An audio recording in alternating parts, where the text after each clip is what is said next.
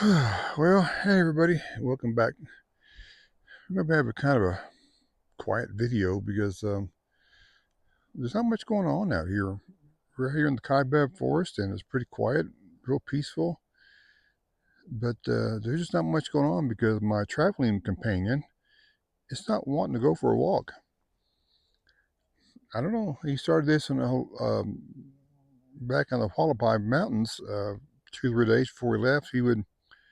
He would just go a few feet from the bus, do his business, and go back.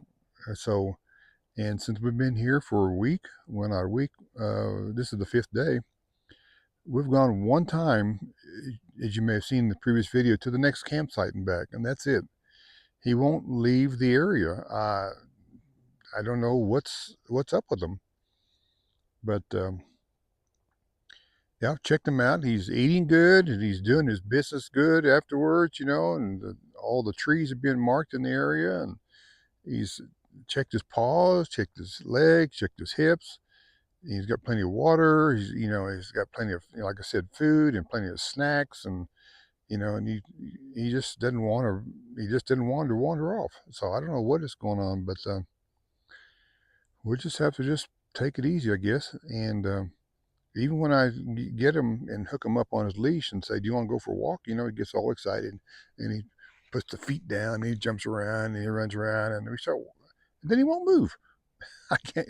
I said, "Where do you want to go?" I let him do the choice. And he just stands there, and I can't get him to move. We can only go 50 to 100 feet away from the camp here, and he just sits. And so that he won't move. I mean, I've even taken him off leash and let him just wander freely. And when he goes, walk to the bus, back to the bus, and just lays down underneath it. So I don't know. I can't take him to the vet. What's the symptoms? Oh, he doesn't want to go on a walk. Well, what's wrong with him? I don't know. He just didn't want to go on a walk. So there's nothing to check, I guess. I mean, he just doesn't want to go on a walk. So we're not going on walks. So, and I can't go on a walk by myself because as soon as I do, he'll start barking. So anyway, uh, some people's kids.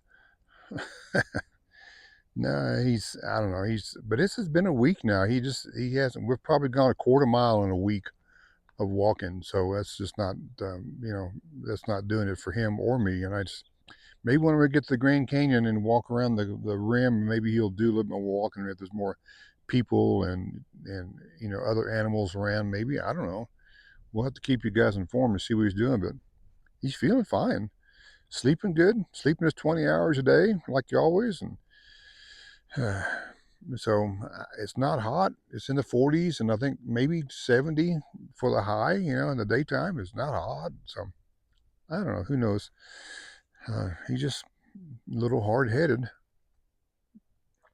and just didn't want to walk. So we'll just have to do our thing. Well, it's been quiet since not wanting to walk much. So I've been reading a book, Roughing It by Mark Twain. It's one that Billy Ray sent me. Thank you, Billy Ray, again for sending this book. I'm on about chapter 25, I think, or something. It's been really good. I've enjoyed it so far. I do like history and truthful things, and Mark Twain's a really great writer. But it's really interesting to read the different contrasts and comparisons of people and places, descriptions of objects and things that makes you feel like you've been there. You can see everything that he is actually kind of describing. But I'll read you a couple passages because one was with a interaction with another passenger on the stagecoach. So let me set the scene here. This Roughing It was put out in 1872, and this was based on a 1861 trip that him and his brother Orion Clemens went from St. Louis to where was it? Nevada. And they went there because Orion was selected by Abraham Lincoln to be the Secretary of the Territory of Nevada.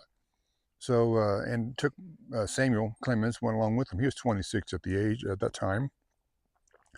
He went along. I think it was his first time to go to the West. And he made one comment there. So we're on the stage, and with the crack of the whip, he said, "We left the States," which you think about it. east of Missouri, west of Missouri was there wasn't a lot of states back then. So, yeah, let me read this little comparison here. This is a there were Samuel and Orion, and there was another passenger in the stagecoach, and they had a conductor and a driver, and they were at a stage station, and they picked up this woman. She was like a kind of a rough mountain kind of woman, and she just sat there, and they called her the Sphinx. Mark Twain said she's a sphinx because she doesn't move. She sits there like a stone. But he decided after a while just to go ahead and try to break the ice. So he said, the mosquitoes are pretty bad out here, ma'am. And she said, you bet. And that broke the ice. And then she cheered up and faced around and said, danged if I didn't begin to think your fellows was deaf and dumb. And I'd begosh, I'd be here. I saw it and saw it and saw it. A buskin' musketeers and wondering what was ailing you. First, I thought you was deaf and dumb, and I thought you was sick and crazy or something. And then by and by, I began to reckon that you was just a passel of sickly fools that couldn't think of nothing to say. Where'd you come from? uh, I can understand that. Came from Arkansas. That's I can recognize that. My grandfather wrote like that back in the 40s. My great grandfather. Um, well, then he replied back in the book here said, "The Sphinx was a Sphinx no more. The fountains of her great deep were broken up, and she reigned the 9 parts of speech, 40 days and 40 nights, metaphorically speaking."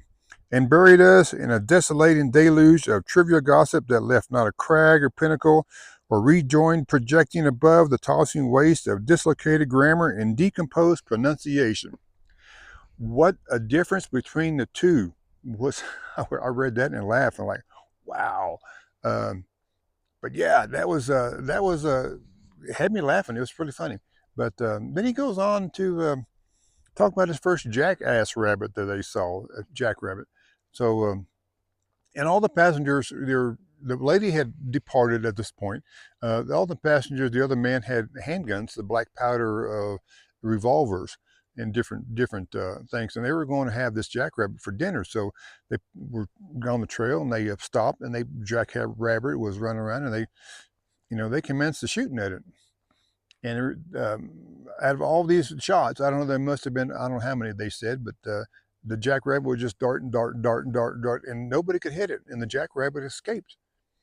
And so he went into a whole page of describing that little scene of the jackrabbit and the jackrabbit leaving the area quickly. But it reminded me of a story back when I was a wee lad. I don't know how old I was, maybe preteen or teens. We were in eastern Arkansas where my grandfather lived, and went rabbit hunting in the cotton fields, the old cotton fields that were there. And we all had shotguns. There were 4 or 5 of us. I couldn't remember exactly how many, but we were out walking through this big cotton field, and it was pretty small. Everything was cut down, so it was pretty low. And then what jumped out? A rabbit. Well, all of us young kids and stuff, we commenced to firing upon that rabbit. And luckily somebody didn't get killed because we were blasting dirt and trash and cotton seed plants and everything were just blowing up out of the ground, and we never hit the rabbit.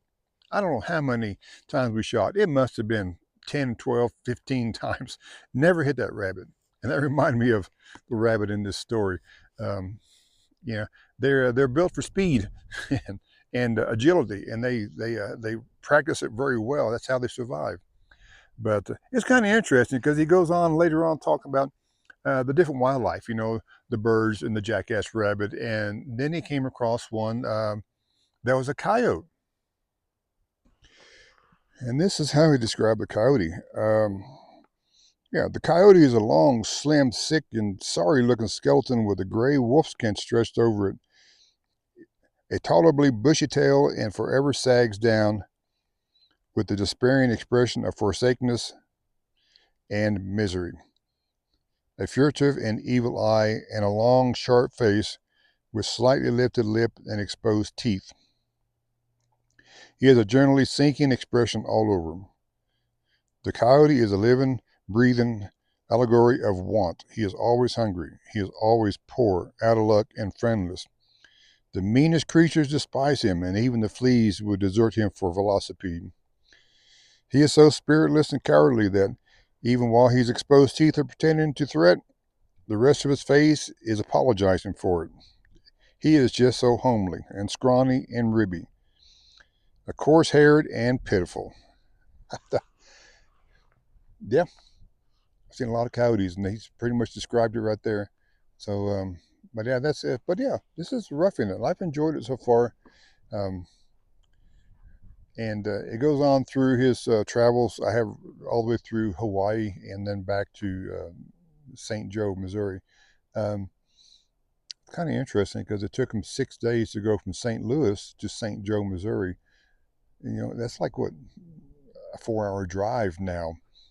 And so it's really interesting the comparison of driving a vehicle compared to like 1861 when they're in the wagon in the stagecoach.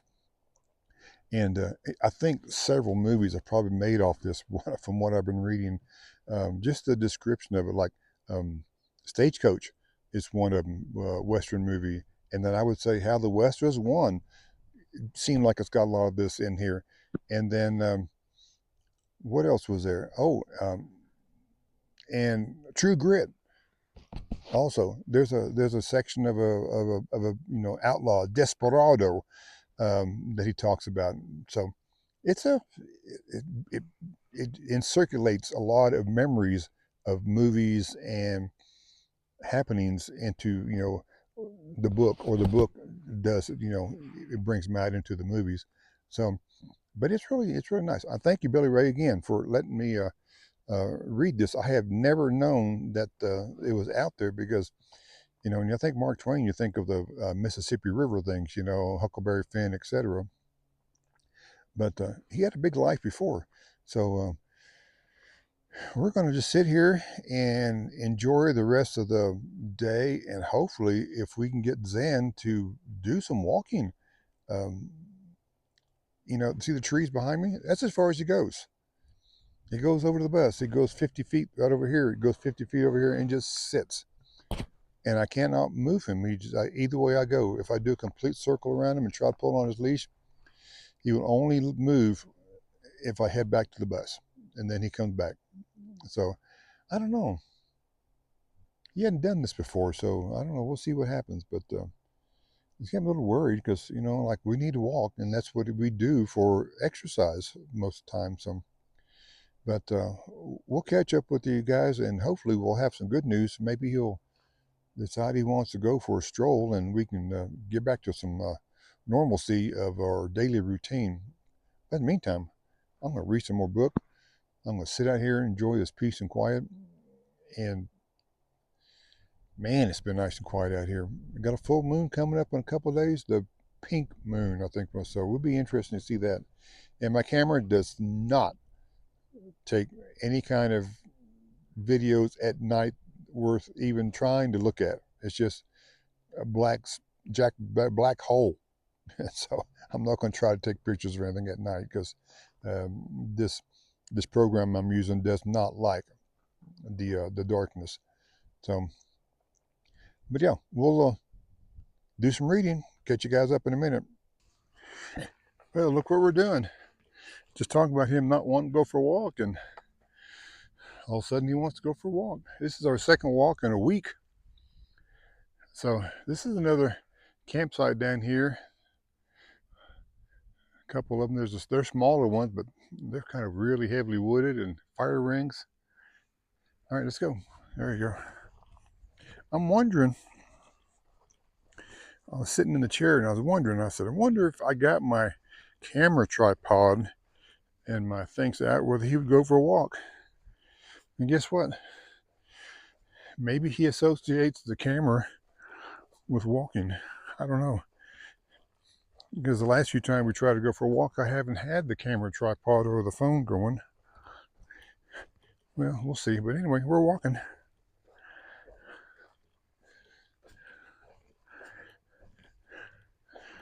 Yeah, this little road back here would get pretty muddy if it got wet. It would be rough to get back here if you had a bigger vehicle. Almost need four-wheel drive, looks like some of it. But it kind of wanders all back through the trees. I did see another camper down the road. So that makes three of us that I've seen out here. Got a helicopter coming by. Here it comes.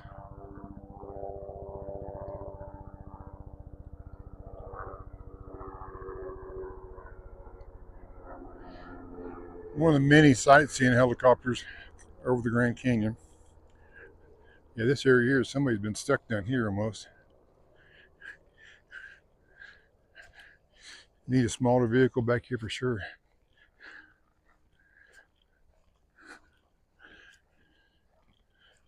And like I mentioned before, it's been really quiet. I think yesterday there were 5 vehicles went by, and 2 of those were trucks pulling horse trailers. So that was really quiet. And today, nobody's gone by in about 4 hours. So peace and quiet. We got more stuff flying overhead than we got driving by. We're gonna keep on walking and see how far we go. Back in this section, way back here. Didn't realize how close to the highway we were, but you can see highway right there. Didn't realize it was that close as we were walking back. Forest Service being down here, and you can see where the bulldozer went through, and they did a bunch of clear cutting. Cut a bunch of trees, and right over there is a burn pile. So you can see where they cut down some old trees and made it more open for the sunshine to come through, and then cut off a few tree branches that were hanging out into the road, which this is not a very heavily trafficked road, but yeah, there's a fire ring right there, so you can get back here, especially when it's dry. If it's wet, a little tough.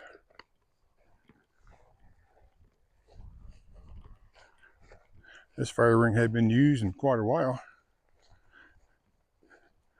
Looks like somebody left their blanket here. Yeah, this fire ring has not been used in a while, so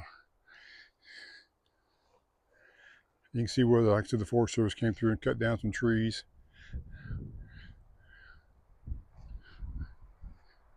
We're actually over that way about I don't know, probably a good mile now. I didn't know you wanted to walk so far, and it just kept on walking. So get what you asked for. Now we gotta walk back. Are you ready to walk back? Oh, stepped in a hole. You ready to go back? All right, let's try it.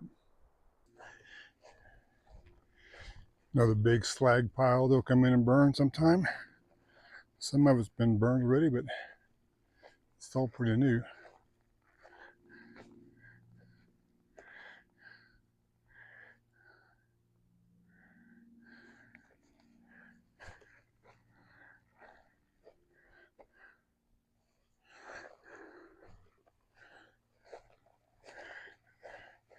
Another one down there, so they're in one further on down, so they're clearing out some underbrush. We're back from our walk.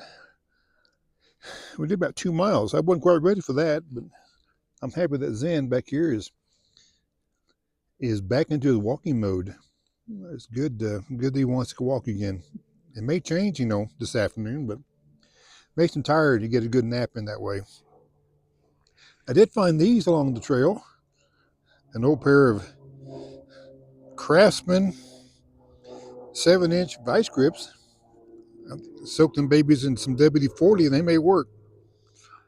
But yeah, found those on a fire pit over there on that trail. So yeah. Anyway, I just had my lunch and I am going to take a nap because I didn't sleep well last night. I had a crazy dream. Maybe it was a nightmare. I dreamt that I was running for president. Yikes. Well, we'll leave this one with you and catch you guys up on the next one.